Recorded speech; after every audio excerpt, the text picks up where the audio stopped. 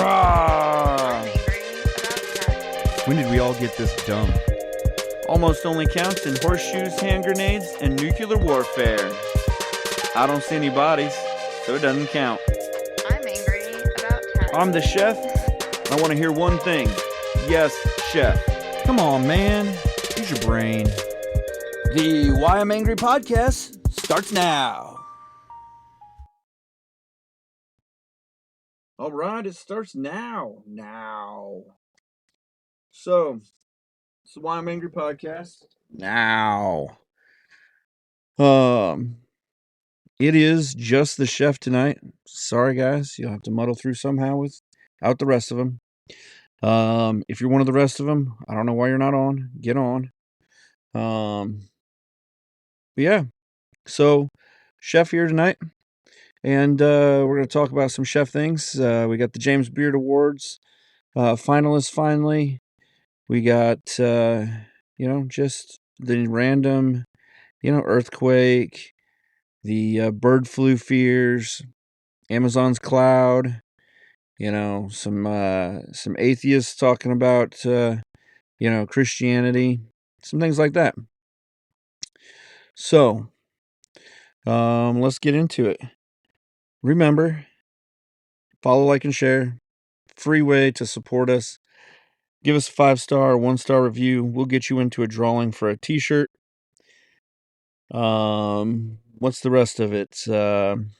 Subscribe at our website, whyimangry.com.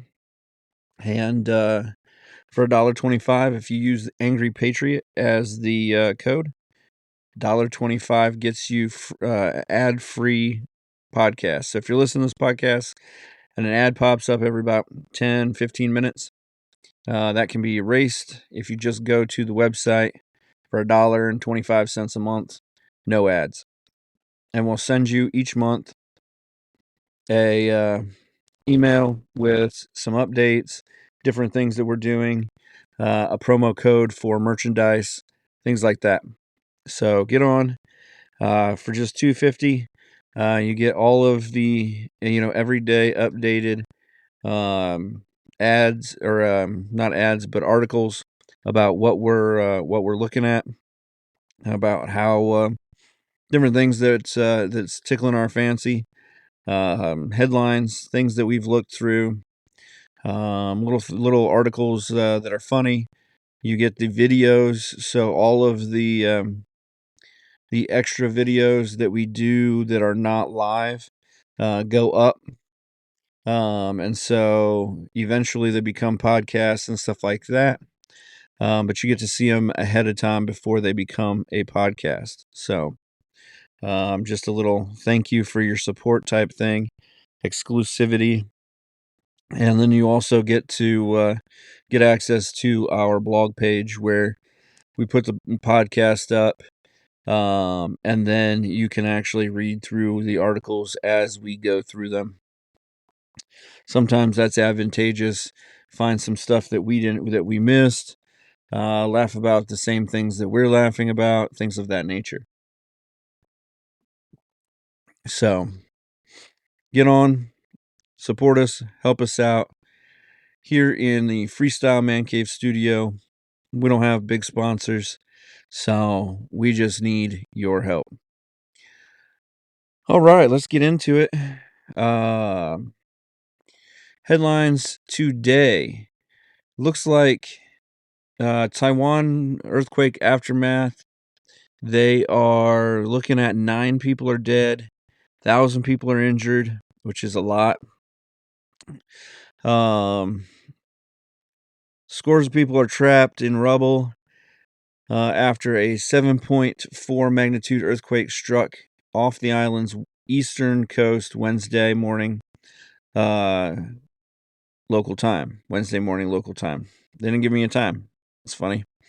The casualties are expected to rise as rescue efforts turn into recovery efforts. The earthquake is the strongest to hit Taiwan since 1999, when a 7.7 earthquake killed roughly 2,400 people.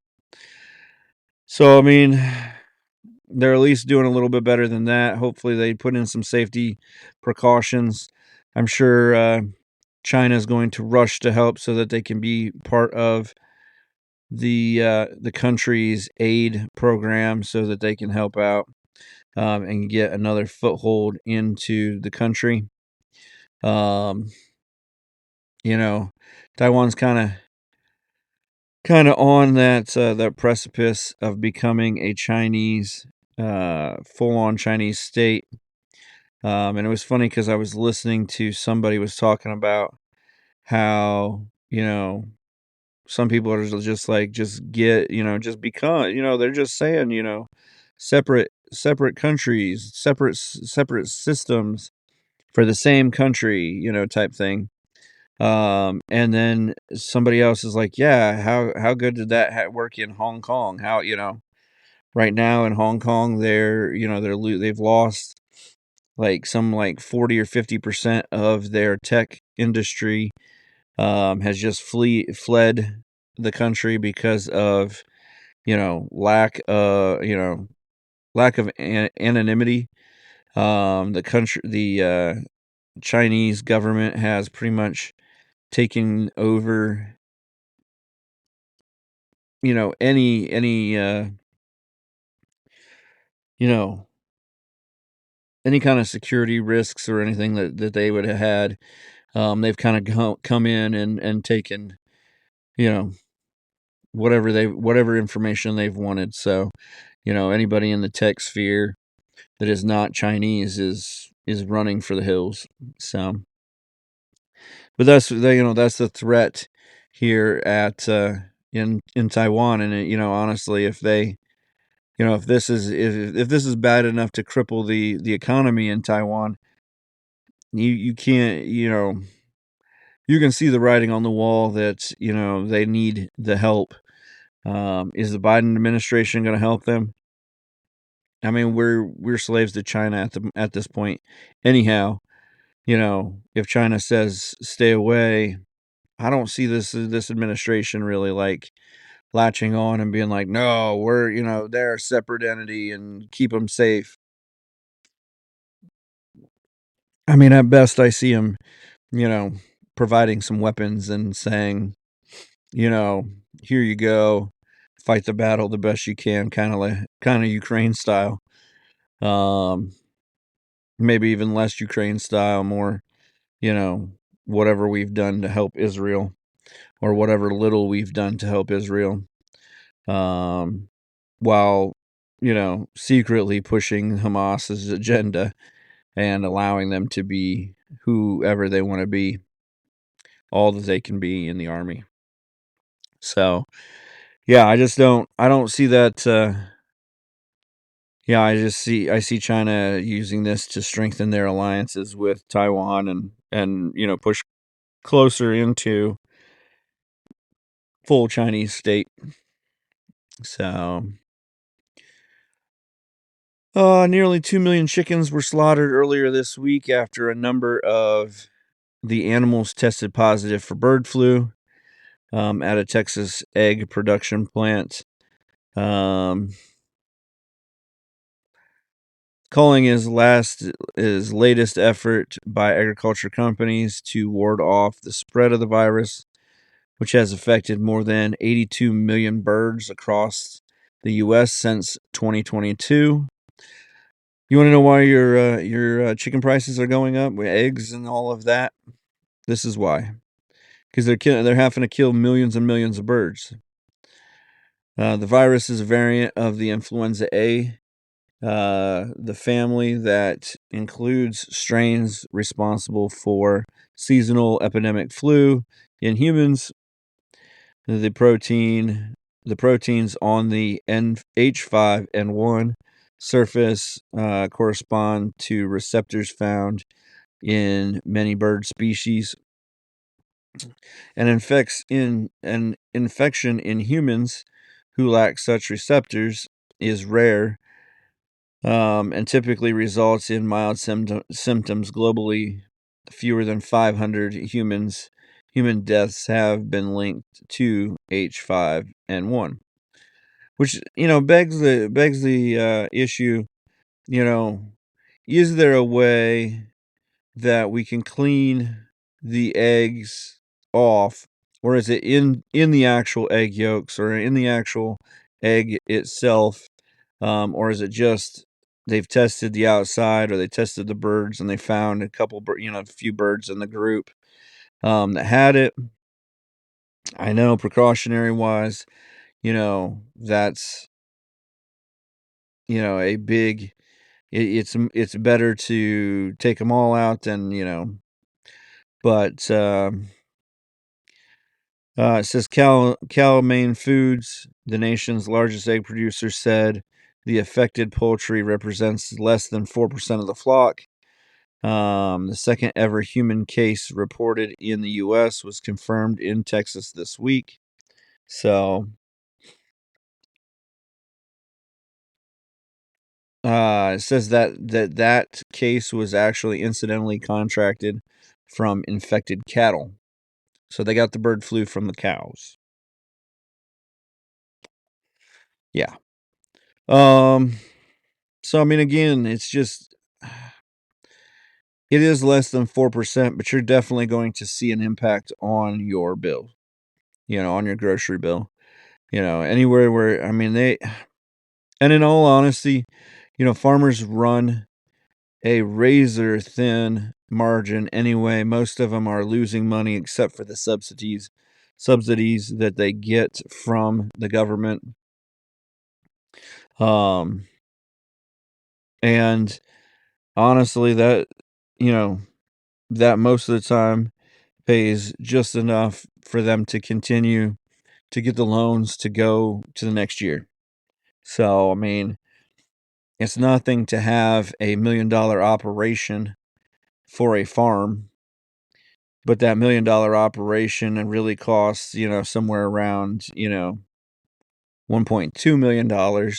And every year they're getting, a $500,000 subsidy to pay with the difference and put the down payment on the next year's seeds and cattle or herd or whatever.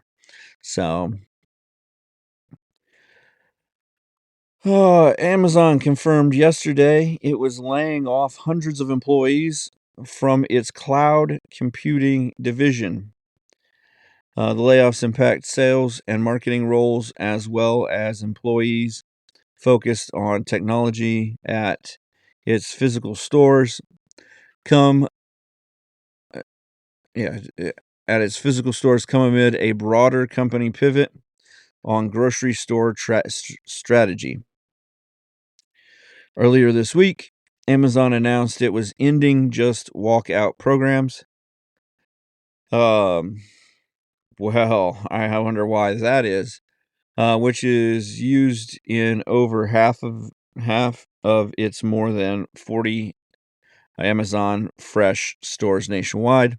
The program allowed customers to skip checkout lines by relying on automated cameras and sensors, and was reportedly supplemented by more than 1,000 Indian workers reviewing and labeling transactions.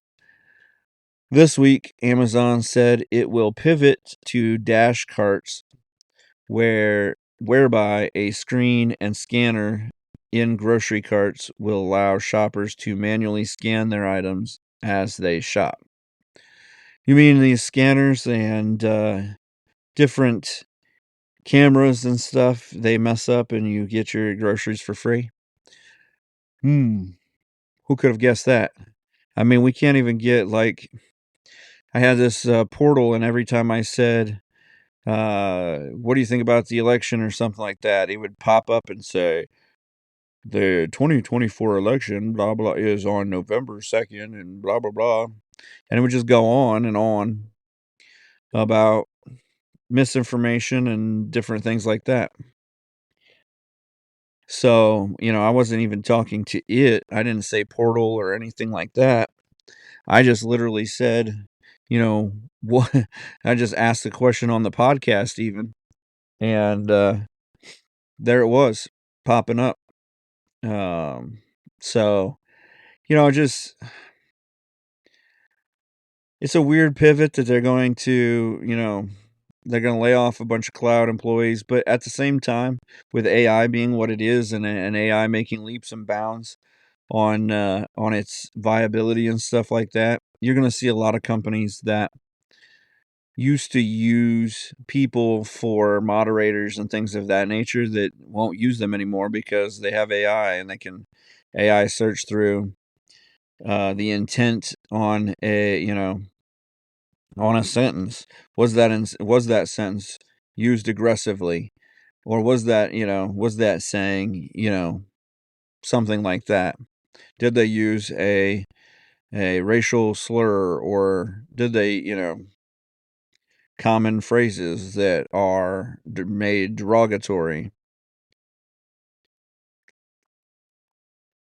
So you're going to see that a lot late in the next 2 to 3 years. You're also seeing AI working in McDonald's and Wendy's in their ordering, where like I went up and I went through the drive-through. I had ordered online, which is also probably hurting the employees at whatever restaurant, is that you can order online. You don't have to put in an order with them. Pulled around. They asked me if I was the automated voice asked if I was using a code. I said yes. I gave them the code, and the automated voice then said, "Pull forward, Aaron." Blah blah blah. So, and then it sent me an email saying, or a text or whatever, saying a message on my app or whatever, saying that congratulations, I was part of the AI test products or something like that. So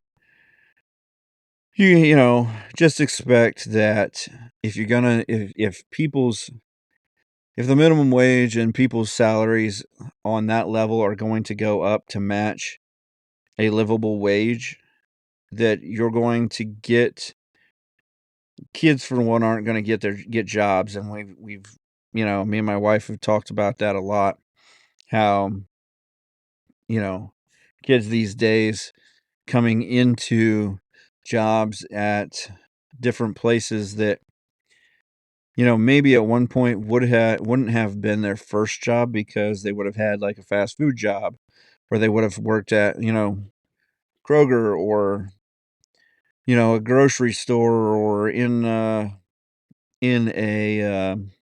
shopping mall somewhere, which we don't have all that much anymore. But they but this their first job now is supposed to be kind of almost their career job coming out of college. And then when they do that, they're they're kind of coming into a job where they don't know how they haven't made the mistakes that they would have made as a kid in a high school job. Oh, I can't get to work on time.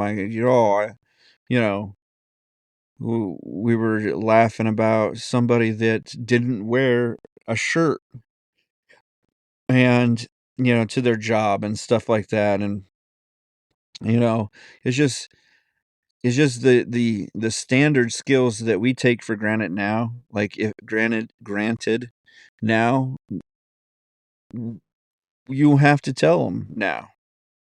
We I ran a food truck, and luckily I had some decent employees that came in that had some experience and things like that. But we looked for those people that had food experience, and even beyond that, before, when I was in other industries, you know I looked for people who had been in the food truck, or had been in the food industry, not food trucks, but who had been in the food industry, because I looked for people who could solve a problem. Most of the time when you're in the food industry, or you're in as a young person, those jobs that you're in, you learned how to critically think and how to solve certain problems. Whether that problem was, how do I sell a blah blah blah to a customer, or it was you know, how do I get out of work as much as possible so that, or it was, when you're busy, how do you accelerate getting things done faster? And so, different things like that that we get, that if you don't have that first job where you get fired or you get, you do something, you're allowed to do something dumb and get written up. Guess where you're going to do that? You're going to do that in your career, in your first, if you're a lawyer and your first job is that law office, guess where you're going to make your mistakes? At the law office.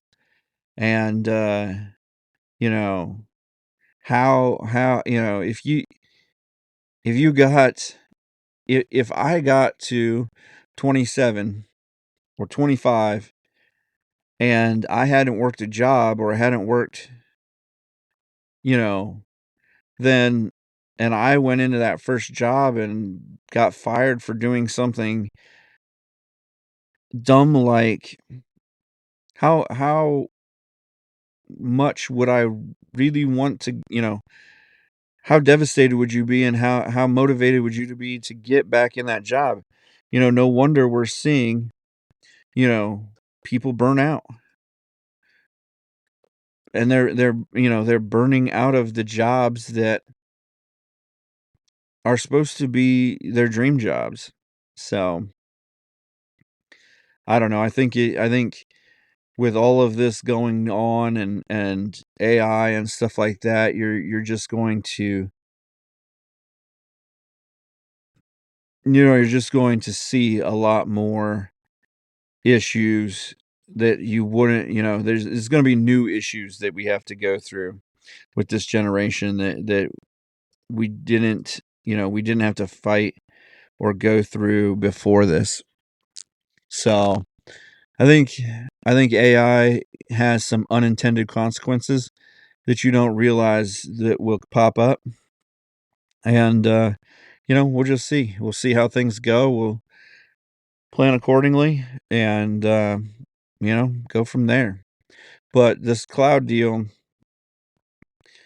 it makes a ton of sense that you're going to lose a lot of employees, or a lot of employees are going to be, you know, let go at different places because of, you know, AI. You're just and then this, you used to have people who were monitoring the restaurant, the grocery stores, and so those people no longer have to monitor because it's going to be more of a scan thing. You have one person at the grocery, or you have, one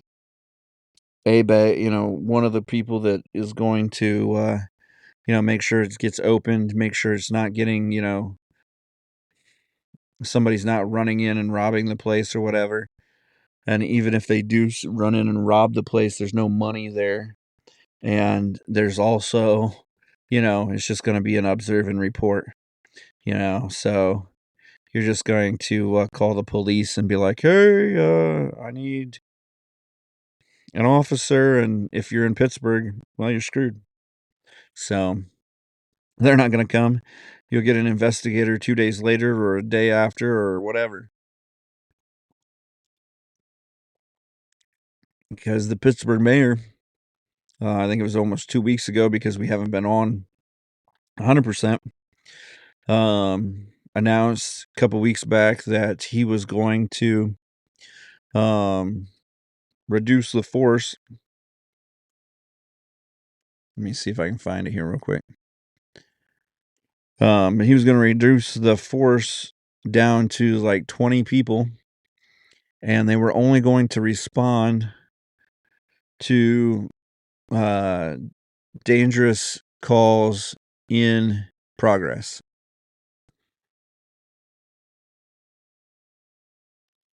So let me see.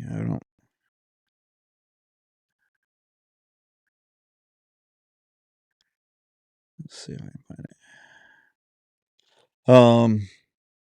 And so they're only going to respond to those that are, those crimes that are super in progress.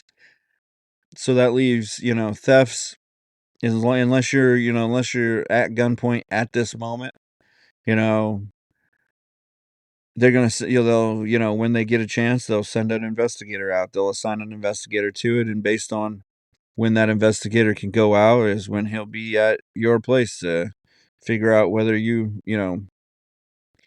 but beyond that, they're just gonna reduce the force down to a small amount of people who can. Okay, here's the criticism of his redeploying staff. So Chief Larry Scirotto, it's a great name. I bet he got mercilessly made fun of in school. He's sitting down for the first time since ordering the changes. The chief told KDKA TV that his reorganization is enhancing the public safety and the wellness. Since his swearing in ceremony 10 months ago, Scirotto has been tasked with doing more with less, so he's employed data analytics to maximize officers' effectiveness. We've been talking about this since the day they hired me. He said, I just don't think people realize we'd actually execute it. The sweeping redeployment changes when officers work and how they work. Now responding only to priorities in progress, emergency calls like shootings, robberies, and referring non-emergencies like harassment and theft. So harassment is no longer emergency. Don't worry if that harassment ends up in you being killed, because you know stalkers are the nicest people on earth. Um, and and and if the theft is already done, don't worry about that. The longer it takes to kind of work it out, the more likely you're going to find the person. I'm sure that's how the data set shows. Since data shows those most serious crimes occur during the day, he's shifted more officers into that time slot while decreasing those overnight. And to maximize those nighttime patrols, he's ordered desk officers to leave the station houses. So there's nobody in the station. From 3 a.m. to 7 a.m., there aren't desk officers at all. In the past, there would have been, but I need those 6 officers out on patrol operations. So they're answering calls instead of sitting there. Who's answering the call? Like, is it all going to 911 now, or are we now overloading our 911 with non-emergency calls? Scirotto denies reports that as few as a dozen officers cover the city on some nights, saying there are more officers on the streets at those times. He says the redeployments have allowed him to create high impact special units to focus on problems downtown and on the south side, which is a bad area, while staffing violence prevention and fugitive units. We are doing our job to keep the city safe, the residents within it, our officers, Scirotto said. To do that, you have to make informed decisions. Like the manager of a business or a sports team, Scirotto says he constantly reviews the data and analytics to see if the changes are effective and where shifts are needed. So far, he believes it is paying off. You're doing the best with the team you have. So it says the host, and he says, I have a great team of men and women. of this bureau do fantastic work. The bureau has 780 officers, far less than the budgeted 850. While Chief Scirotto wants more, he says with these changes, he has the number he needs to keep the city safe. So basically, they've gone to a a system where like now you have to judge the intent of a person. So if harassment, if you're getting harassed and they don't come to they don't come to check it out, you know, we that's because they assess that the situation didn't need someone to come. I mean, what level of harassment? I mean, obviously, if you're harassed with a weapon, um, then maybe that seems more dangerous. But it's you know, if that what style of weapon then is harassment? It deems necessary for harassment. Um,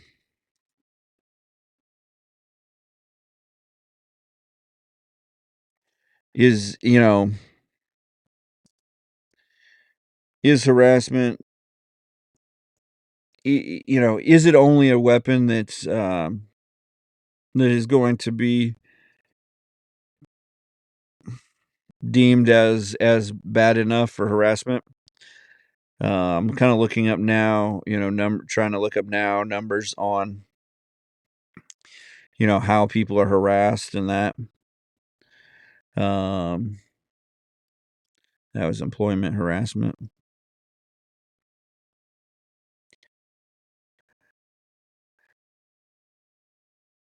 So I understand like here are ways that can be that are considered street harassment: comments, requests, demands, commenting on physical appearance, yada yada.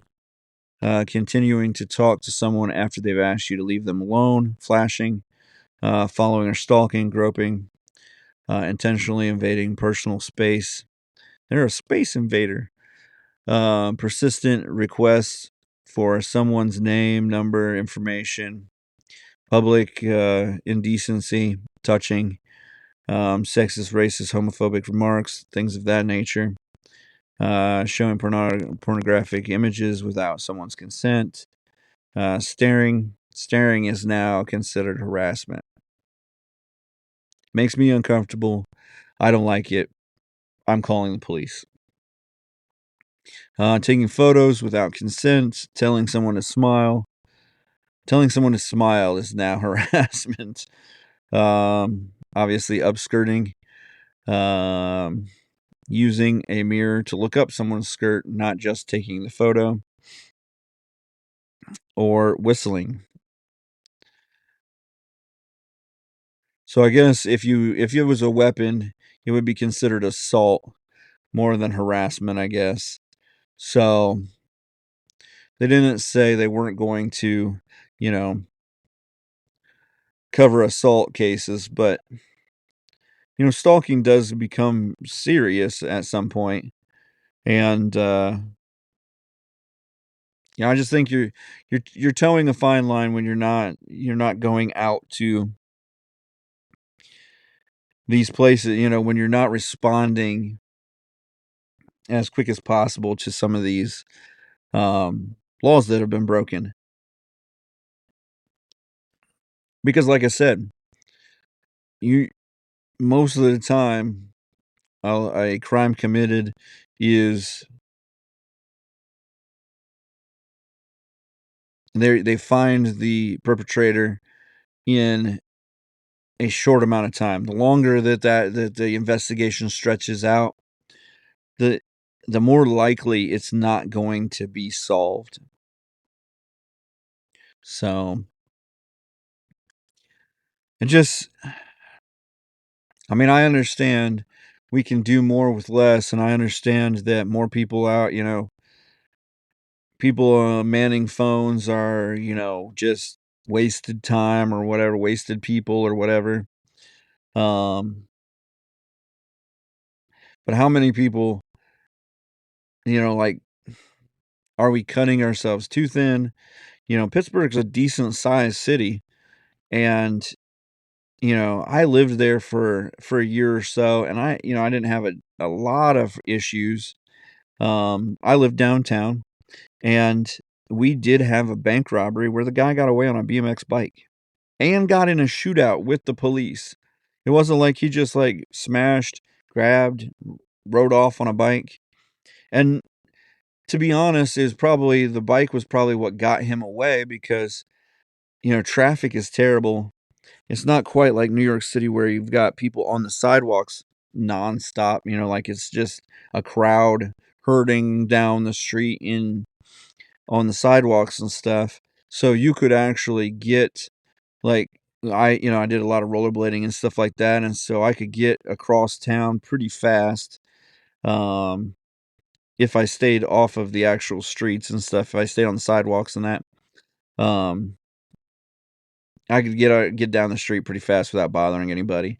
Plus, everything's a hill in Pittsburgh. You're either going up a hill or down a hill, and there's nothing flat in downtown. It's bridges and hills and all of that, so you can get moving pretty quick and all of that. So, but it's one of those deals where you know the more and more they talk about it, the more and more it looks like defund the police, change, and hopefully it is a change that is better, where we're not,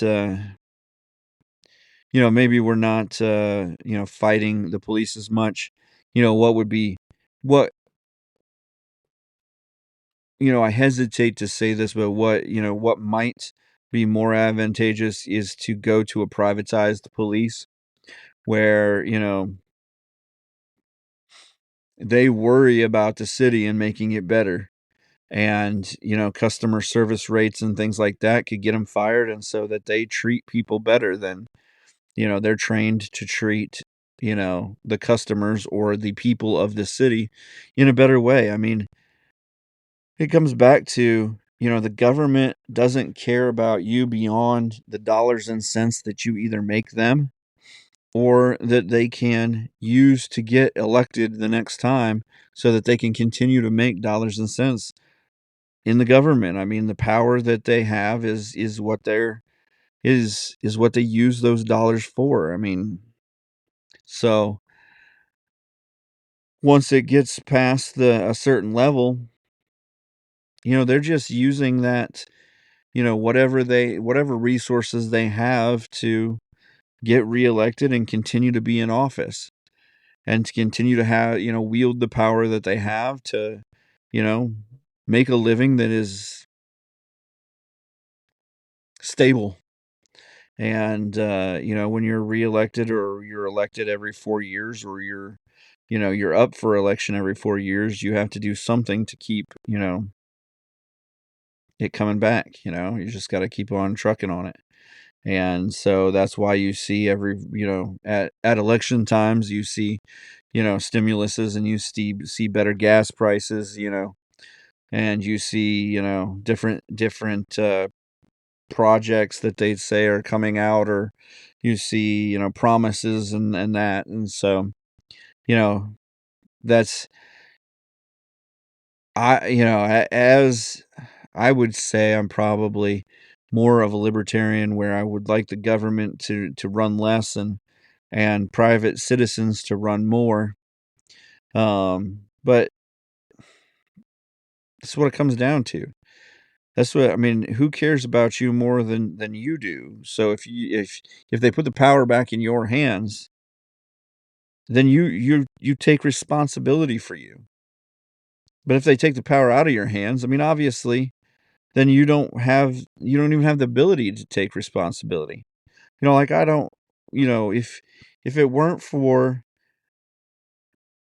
job, you know, companies having insurance programs, the government would own I mean, they already own about 50% of the economy with the insurance programs.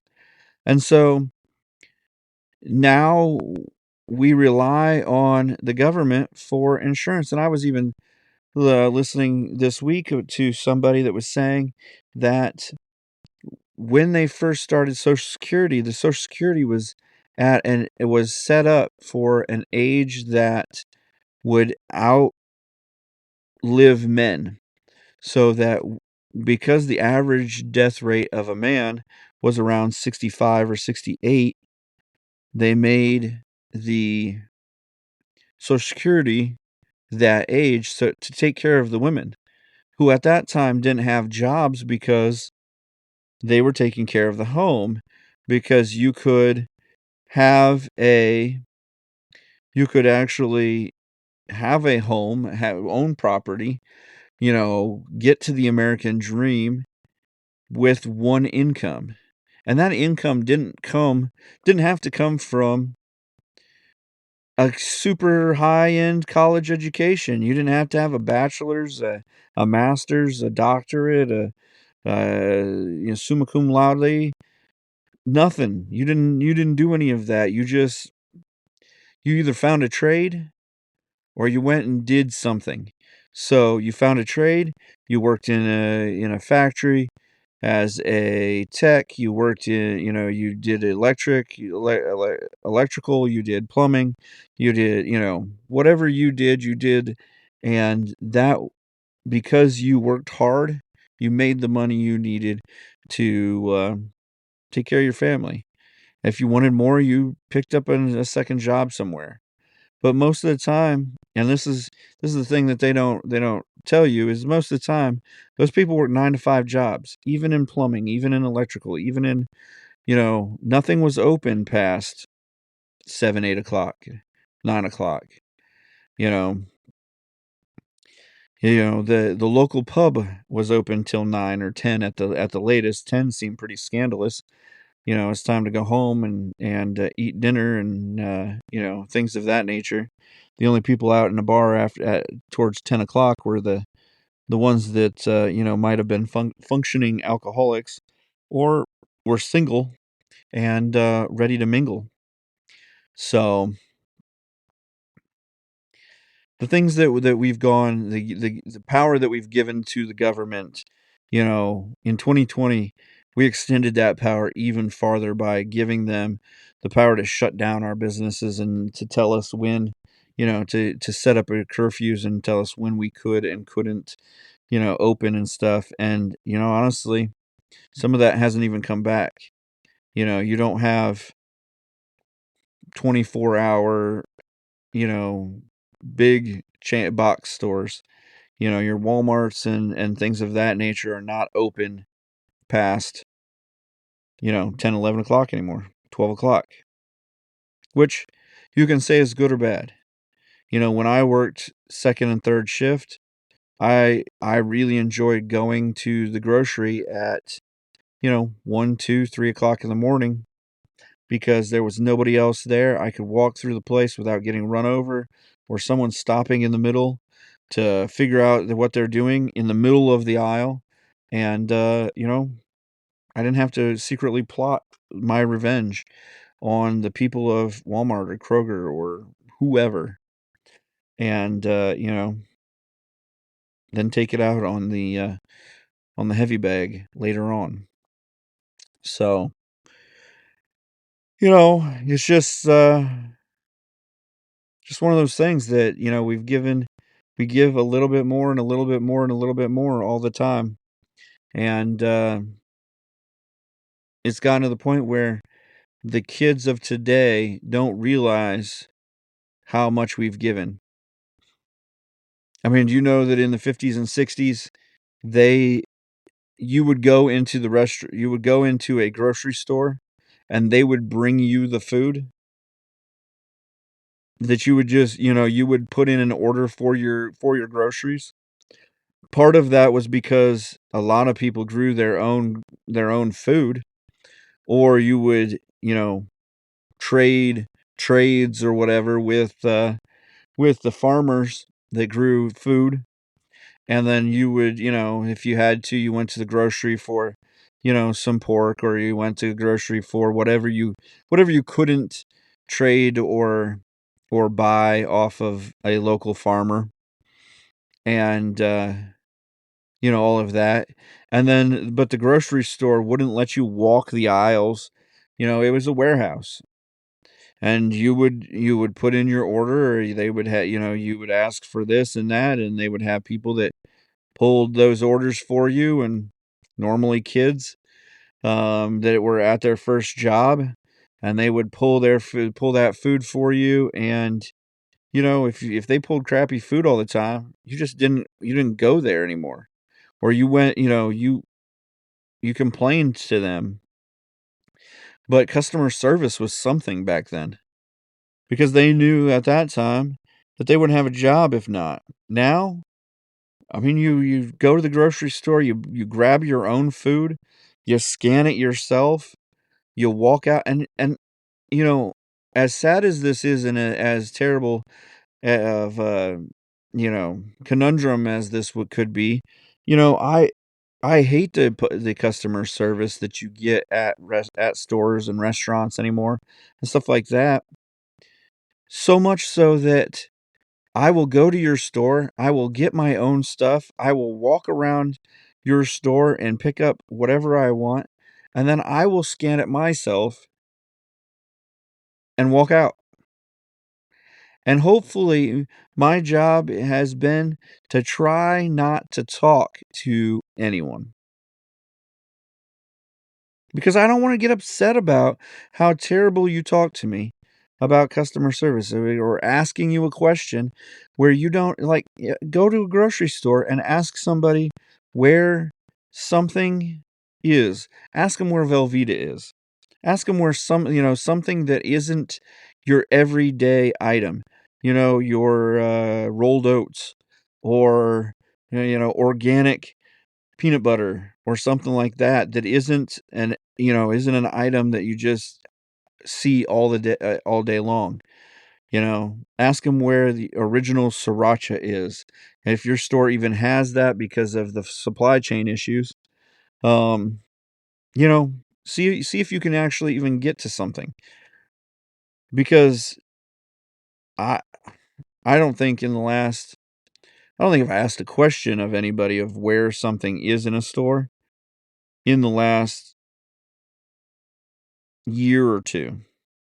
But I've had people who have asked employees where stuff is, and I just happen to hear them ask, and they tell them it's there or there, and I tell the person, "No, it's right over here. It's, walk over here and grab it." And, or, I've helped a few other husbands that I've seen walking around with the honey-do list, or the honey grocery list, and, find where they're going and what they're doing. Um, because honestly, over the last, 10, 15 years as a chef, I've been in the grocery probably more often than most people. And, you know, we've reduced down to trying to shop, once, maybe twice a week, setting up a menu and things of that nature, and just, working that out. But man, if you don't set up that kind of thing, just, $30 a day, $30 a day, 30, $40 a day, $50 a day, you know, you're spending 100, 200, $300 a week, and it just with nothing to show for it. And we buy a cow, you know, 400 or 500 bucks, but we've got a cow for a year, or we've got a cow for half a year, you know, and we spent $4, roughly $3 to $4 a pound on everything, steaks, burgers, everything. And you can't even buy burger anymore for under 6. And that's getting more expensive. I mean, buying a cow has gone up in price and stuff like that. But, you know, it is what it is, I guess. So the more, and that's what's crazy about the generations not know, if this generation knew that they could that's what used to happen, why do we put up with people treating us as terribly as they do? The only thing I can think of, the only thing I can say about AI being, helping out is that honestly, the less people who are working in a company, the more they have to pay those people, the more that you're going to see better customer service because they're paying a higher wage. And lesser people means there are less people that they have to hire, so they're going to be pickier on their hiring. So if you think $20 an hour minimum wage is going to help you get a job that you get paid $20 an hour, it's not. It's going to create a spot where you, because you have no equitable skills, are not going to be able to get a job, and those with the equitable skills are going to be able to get a job, and they're going to they're going to treat us better. You're going to get a little better customer service because you're not going to have 17, 12-year-old kid, 17-year-old kids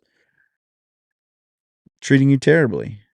The last, just I've been saying that for the last 2-3 years at least. That like, I mean, they still laugh at me that I went into a local wing shop. Anybody who knows me has probably heard this story, but I went into a local wing shop, and I we had asked for these wings extra wet, and it was like extra crispy, extra wet. It was a whole thing. Um, my wife likes to special order her things, so she went through the list of all the stuff. Well, they came back. I said this doesn't look like extra wet. She goes, well, we don't do extra wet anymore. We just give you a side of the sauce.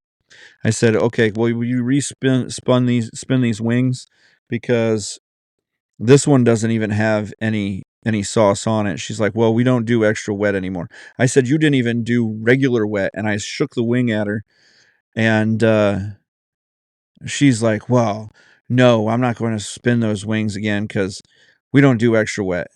I said, literally, you didn't even do the wing, you didn't even sauce the wings regularly, let alone, you know, giving me extra of anything. You didn't even do the standard job. And she couldn't understand that, I was upset that the wings weren't even sauced, let alone that, you know, she got hung up on the this is extra. And when did it come to the point where the customers, not that a customer's always right, but when a customer has a request, we're not going to fulfill that request? I don't know. So, just one of those, you know, odd rants that old people have, I guess. I guess I'm getting old. So, I just, I want to be treated like something. Yeah, but this isn't even an odd request. This is just as a person, even when I was a kid, and you looked up to those going to those restaurants that treated you better. There's a reason why people go to Emeril Lagasse's restaurant, Commander's Palace, at in New Orleans, and I mean, they get you like everybody's food is set at the table at the same time. Like, there's no like, oh, you're gonna get this and you're gonna get that, and no, like they come up to the table as an army and they set it at your place. They treat you better. Like no matter what, like we sat, we went to the one of the Delmonico's in New Orleans, and had probably one of the best steaks that I didn't cook in years. Like I still remember that ribeye. It was a great ribeye, and it there aren't too many steaks that I would put at the same level of the ones that I cook at home because for one, we buy prime beef. For two, we have an Angus style cow that we buy every year, and those steaks are better flavored than what you get at your local grocery store. And if we do buy steaks, 90% of the time we buy them at a specialty grocery store that has prime or has a prime Angus or has you know, a better style of beef. I don't go quite as far as Wagyu because I can't afford it most of the time.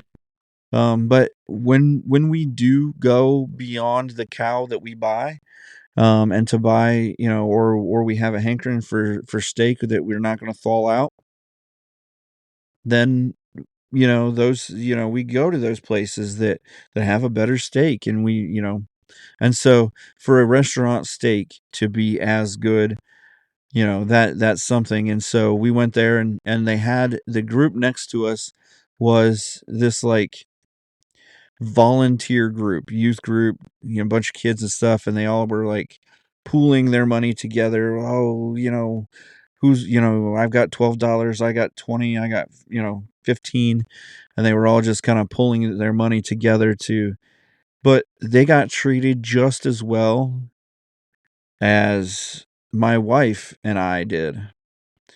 And that's as a young person, that's what you attain to. That's what you wanted to get to as you wanted to get to the level where you could go to those restaurants. In Dayton, you wanted to go to the Pine Club. You wanted to be able to go to, the places that were the exclusive places that you got better service and things of that nature. And, honestly, anymore, you go to those places and it's disappointing. Delmonico's wasn't. They still treat you like a king, like and you're spending money like you're a king. I mean, it's like two of us cost like $300, and maybe two of us because you know I like to try things, and we tried a few things on the menu, figuring we'd never come back, or we wouldn't. The next time we go to New Orleans, we'd try someplace else, or that it wouldn't just be like we're not going every year or whatever. And so, there's plenty of places in the world that we don't need to go to the same place or the same even city every year. Um, and if you're one of those people that does, then more power to you. Uh, great for going to those places. Everybody likes some kind of order and some stability, and honestly, that's why Applebee's and those places are still around because if you go to Applebee's in you know Troy, Ohio, and you go to Applebee's in Birmingham, Alabama, that most likely you're going to get the same semi okay service and those same frozen chicken fingers, and but what you're going to get. You're going to get disappointed. And so when you go to these nicer restaurants where you're still getting to, where you're now because they don't employ, Applebee's, honestly, back in the early to late 90s, employed a chef. They had a chef at every restaurant. They employed good cooks. They had, the chef was in charge of, making sure that all of your food when it came out hot, that all the recipes were done the right way. If there were specials, he created those specials, things of that nature.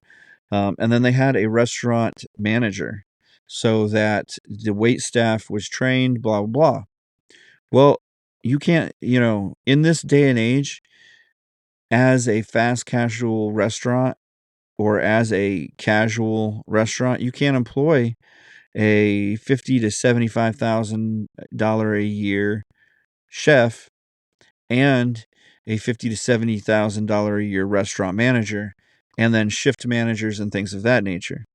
So they got rid of the chef. They can get any 17-year-old to create to microwave a bag of pasta and throw a steak on a flat top and throw some chicken fingers in the fryer with some french fries. You can get it, you don't have to spend, when the recipe book is a laminated binder with pictures of how to do everything, then you don't have to, you don't have to spend that extra money. But because you're not creating anything anymore, your restaurant is only going to be so good. That's why when I had a food truck, we created everything. Like we had when we first started, we actually had a baker baking our bread daily. We had, we ground the beef in the truck for our ribeye burgers. We took 6 months and created a bacon pork burger that was, we called it the Hoggenstein. It was basically an all bacon burger. We used a pork butt and turned it into bacon. 2 thin patties that felt like you were eating a burger but tasted like bacon. Crispy, juicy burgers. But we created that. And so that's why we were known as one of the best burgers in Dayton out of a food truck. Not even, we didn't have a brick and mortar. We didn't, we created the food that came out of our truck. We had blue plate special. We had, bluefin, bluefin fish and, our own fish and chips. We did, Hawaiian fish tacos. Our style, we didn't have any gloopy fried fish. We, blackened the fish and threw a Hawaiian salsa on it with some feta cheese even. So, if you're not creating something, it's going to be mediocre. And honestly, my motto has always been you can either be the best or you can be the cheapest. But if you're in between, you're working on going out of business. That's how it is. And so that's honestly where we're at with a lot of different companies. Walmart decided to be the cheapest. Other companies in between, you see them struggling. So that brings me to we talked a couple months, I think a month and a half ago or so back about the James Beard Awards, and they've just released their 2024 restaurant and chef finalists. So outstanding restaurateur, you've got a few good ones. I'm gonna try to get to the one in Detroit, Baobab Fair. It's I'm not even gonna make it's Mamba Hamasi and Nadia Jimber. So I know I killed at least one or two of those names in there. You've got Quinn Vi and Yinvi Pham. They're at Faux Back Sup Shop in Seattle, Washington. Chris Viad is in Milford, New Hampshire. You got Hollis Wells Silverman. Has a ton of restaurants in Washington D.C. The Duck, the Peach, or the Duck and the Peach, La Colina, the Wells, and others. Really great restaurateur, Erica Whitaker and Kelly Whitaker. They're Ide Est Hospitality Group. They have the Wolf's Taylor, Bruto, Basta, and others in Boulder, Colorado. So those are your finalists. You got 5 finalists. Your outstanding chef finalists are Sarah Minnick out of Oregon for her restaurant Lovely's 50/50. Almost sounds like a horse in a horse race. Lovely's 50/50 going around the far turn. Dean Neff from Seabird in Wilmington, North Carolina. You got Michael Raffiti for Albee in Washington, D.C. Renee Touponce in Port of Call for the Port of Call in Mystic, Connecticut. I think I've actually eaten at their restaurant. And you've got David Yerger for Lucia in Dallas, Texas. So those are your outstanding chef, and then your outstanding restaurant. You've got the Compound in Santa Fe, New Mexico. You've got Convenience West in Marfa, Texas. You got Lang Bon in Portland, Oregon. Mixedly in San Antonio, Texas, and Vestige in Ocean Spring, Mississippi, or Missouri. And so with that, basically with these are going to be the best of the best, the ones that you see. Like if you follow the James Beard Awards, these are the national James Beard Awards. So you'll still have, some of the, different areas and stuff like that will have them. But if you go on Eater, you'll find this list. You've got emerging chefs. Let's see if I know anybody. Masako Morishita at Perry's in Washington D.C. A lot of Washington D.C. places. Not as many New York City places as there used to be. But you got Farayal Abdullahi, something like that, at Have and Mar in New York City.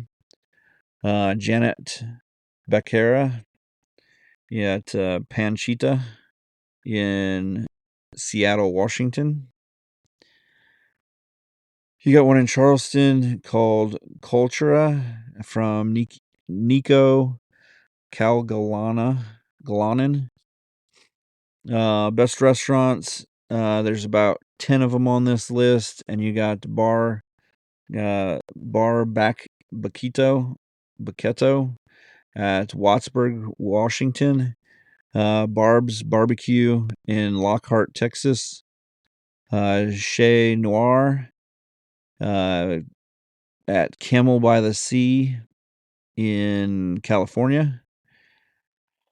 Comfort Kitchen in Dorchester, Massachusetts. That's a pretty popular one that I've been around before. Dakar Nola in New Orleans. Hayward in McMinnville, Oregon. Kea in Orlando, Florida. You got Kisser, Nashville, Tennessee. Oro by Nixta in Minneapolis, Minnesota. And Shan in Bozeman, Montana. Those are your best new restaurant nominees. Outstanding bakeries. You've got the Burke Bakehouse in Albuquerque. Gusto Bread in Long Island. Jinju Pastries in Portland. Mel the Bakery in Hudson, New York, and which I think he's on the list a lot, or Meld Bakery is on the list a lot. Zoo Bakery in Portland, Maine. You got the outstanding pastry chefs, Susan Bay, Jesus Brazen, and Manuel Brazen. Atsuko Fujimoto and the Broslins are at Caracas Bakery in Miami, Florida. Norimoto Bakery is Fujimoto's in Portland, Maine. Crystal Kaz at Valentine in Phoenix. And Anna Posey in Elski, Chicago, Illinois. And then you've got you got outstanding hospitality. See, these are the places that you want to still go to, that you don't mind, spending $100 a plate, or you don't mind spending because you know you're going to be treated right. So Lula Cafe in Chicago is a normally on the list of top restaurants. Melba's in New York City. Woodford Food and Beverage in Portland, Maine. Then you got Crawford and Son in Raleigh, North Carolina. Gemma is always on the list in Dallas, Texas. Outstanding wine and other beverage programs. Lula Drake Wine Parlor in Columbia. You got the Morris in San Francisco. Strong Water, Anaheim. Tail Up Goat in Washington, D.C. Waxlights Bar, Bar Oven in Buffalo, New York. And then your outstanding bar is Bar Hill Cocktails in Montpelier, Vermont. Clavel Macelleria in Baltimore. Jewel of the South in New Orleans. La Ramblas in Brownsville, Texas, and Pacific Cocktail Haven in San Francisco.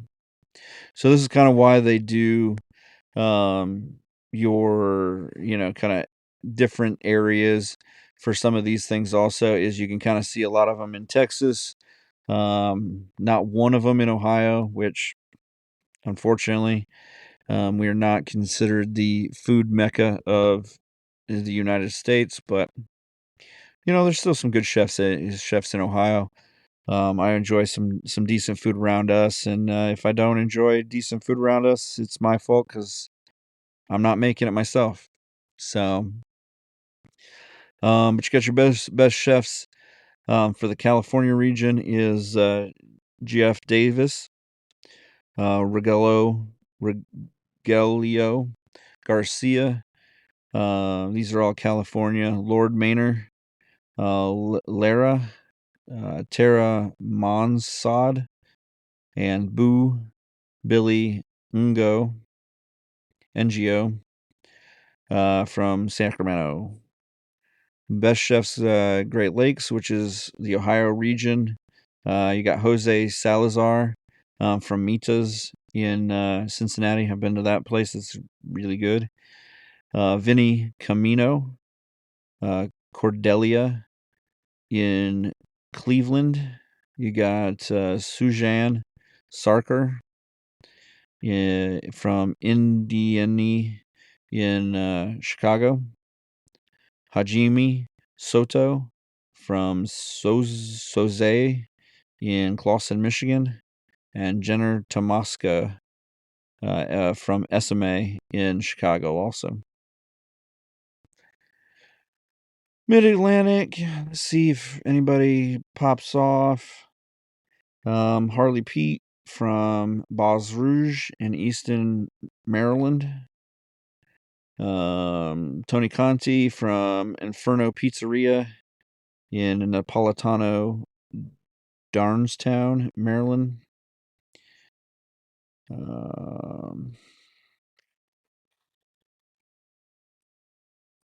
Then you got Best Chef Midwest. You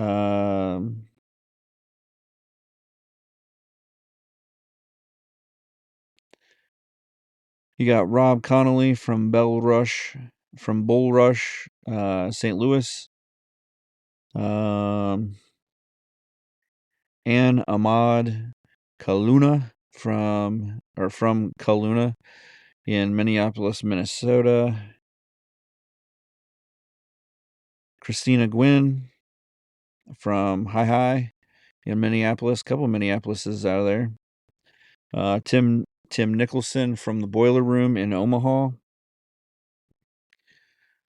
Let's see.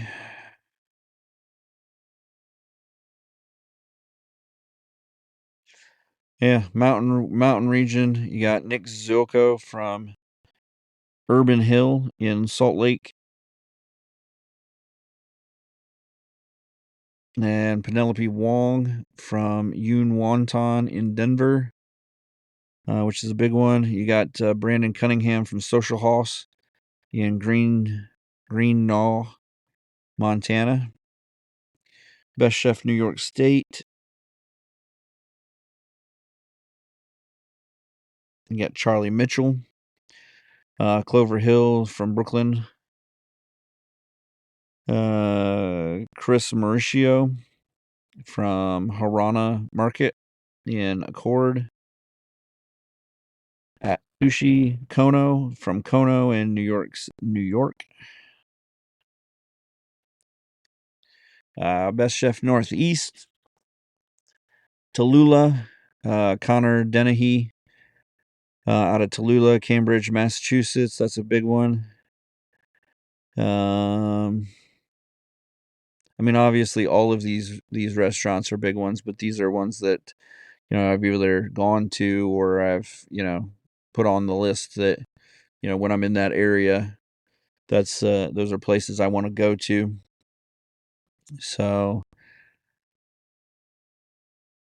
just a lot of cool places if you want to get off the beaten path and get away from kind of the guys grocery games places or the guys diners, drive-ins, and dives places. You want to spend a little bit more money. Some of these places are going to be fairly pricey, but this list is on Eater. Look up James Beard Restaurant Chef's Finalists, and you should be able to find it. Yeah, pretty great little list here. Probably going to try to hit the one in Orlando because I saw there was one from Orlando that was on the list. When I go on vacation to Orlando this year, taking the Tiny to Orlando. But so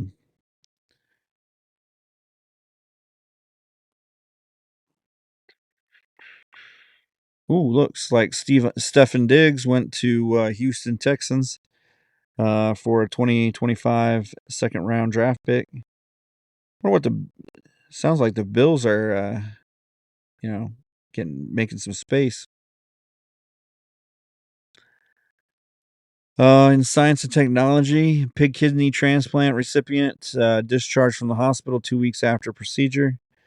Success is a key advance in field of cross-species transplant. So we've talked about this, how they were genetically modifying some of these pigs so that they didn't have certain sugar that has caused the relapse or the rejection of the kidneys, and that they had kept a cadaver alive with a kidney for so many weeks or so many months or something like that. And then this other guy, he was so far down on the list, he wasn't going to get a kidney. He was out of the age limit or whatever.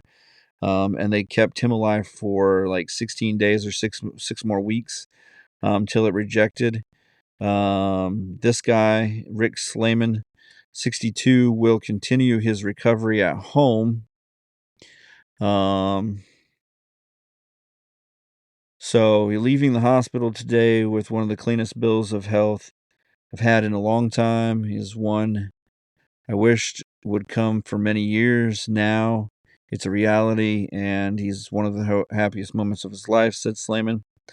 He went on to thank the doctors, nurses who cared for him. The care he received was exceptional. But he's basically allowed to go home. He received the transplant March 21st, and basically at the time he was living with end-stage kidney disease, along with type 2 diabetes and hypertension. He received a human kidney transplant back in 2018, but it started failing 5 years later. And that's what I think. I think part of why this may be why this is groundbreaking is that, even if you do get a kidney transplant from whoever, your body conditions that killed the last kidney are still there. Like, there may be an enzyme, there may be a something, you may have some kind of disease or some kind of bacteria or something that, your kidneys cannot function the right way. And it could be the kidneys themselves, but it could be this otherwise, some other genetic issue that your kidneys can't keep up, or they can't continue to control what's going on. And so with that, um, you're just, you can't take, your kidneys don't work the way they're supposed to. And so even if you get another human kidney, you know, this is you could you still could kill that new kidney off. I have a cousin that's had a lot of issues with kidneys, and she's had multiple kidney replacements because of, the first one didn't, it lasted for so many years, and then it ended up failing. And so then, get back on the list and finally get another one. And, so it's just, it seems like it's a body part, that eventually will fail based on either genetics or issues that you have that are underlying. So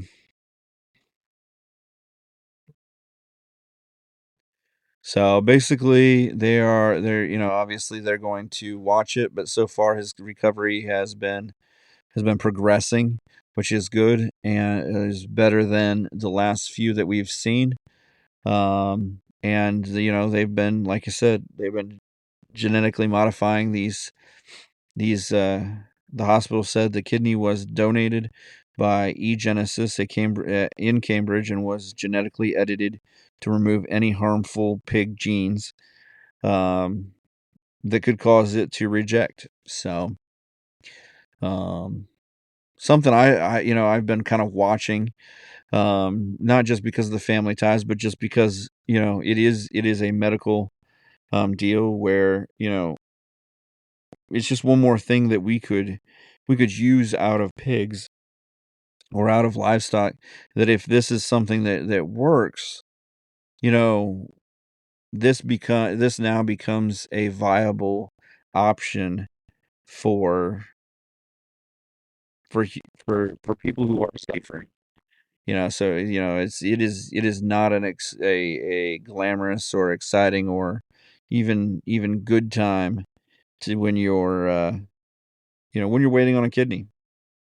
It's just yeah, it's a pain, it's a hassle. You got to go in for dialysis at least once a day, or you're going to poison yourself and things of that nature. So you take for granted being able to just even to pee, you know, and these people are having troubles doing any of that stuff. So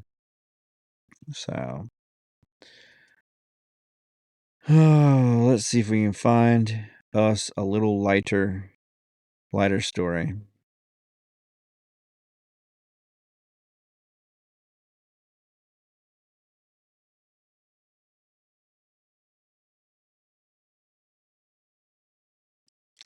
So I found an article that says what it's like to live inside the loneliest house in the world.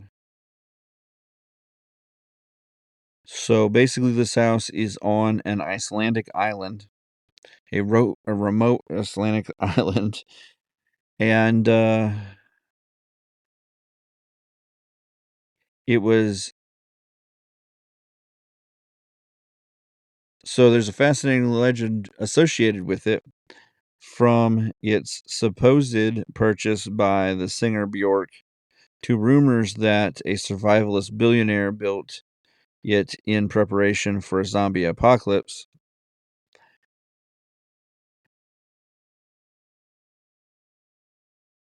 So basically, it's just this house on an island all by itself.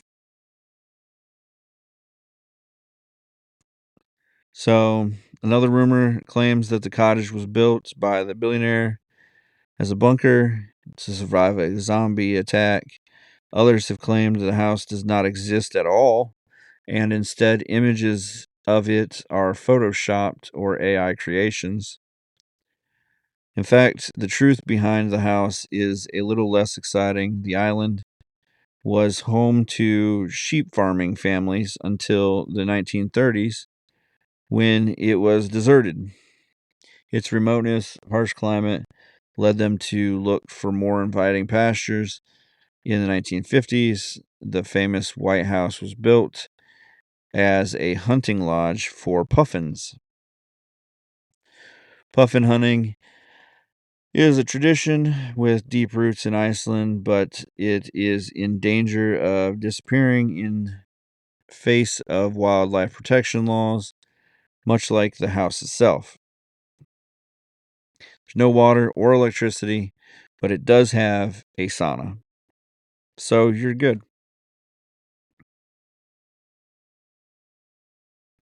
So, mystery solved, Puffin House. Which, have you seen how they hunt puffins? I mean, as much as it's in danger of going away, it's also just a dangerous way. Like, you stand off the edge and you throw like a long pole with a butterfly net at the end to try to like swoop in and catch these puffins as they're flying off of the ledge and stuff. But while you're doing that, you're still hanging over the ledge of a cliff, and probably 40, 50 feet at least over the edge of the water, craggly rocks at the bottom. You know, pretty much instant death if you were to fall. Um, yeah. So, I guess we got a big solar eclipse coming through Ohio and some other places, Michigan and stuff like that, as not too far from us. I think we talked about it before. Probably just look out at my house instead of try to drive to the epicenter, which is be only about 20 minutes, but it just seems like more hassle than I need. Plus, people are going crazy. They're renting houses. They're renting 50-foot or 10-foot parking spots where you can either put a camper, park a car, so that you can look up at the sun, and which is what they tell you not to do as a kid. Don't ever look up at the sun because you'll go blind. But whatever. Look up at the sun, all you need. So, well, I think without the comic relief of the other guys, uh, the things that I learned today, I just checked out some restaurants. Uh, Customer service is probably dead until AI takes over and we have less employees. Um, so just keep on cooking for yourself. Buy your cow. It will be uh, helpful if the zombies come back, and you'll just enjoy the customer service of making your own steak better. Anyhow, so get on our website, support us in the free way by liking and sharing. Give us those little heart things. Give us that thumbs up emoji wherever you can. Wherever you listen to your podcast, we are live on, or we're podcasting on just about everywhere. About ready to change over to YouTube from Google Podcasts. And, if you listen on that, we'll be there for you there. So just get our podcast wherever you get your podcast. And just make sure that you give us a 1 or 5-star review, whether you like us or you hate us. And we'll put you in for a t-shirt. Get you a Why I'm Angry t-shirt. And you can support or burn it, whether you like us or hate us. So get yourself in for that. We'll get you sent out, or get you in the raffle to get sent out a t-shirt. Obviously, if you're the only one for that month, boom, you got it. So get on there, help us out. Continue to support the Why I'm Angry podcast any way you can, and we will continue to be angry and get the word out and try to keep you thinking on your toes. So get out there, spread the angry word. We love you guys.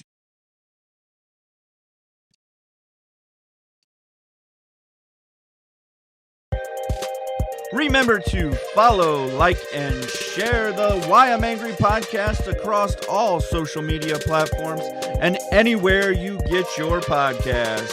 The Why I'm Angry podcast ends now.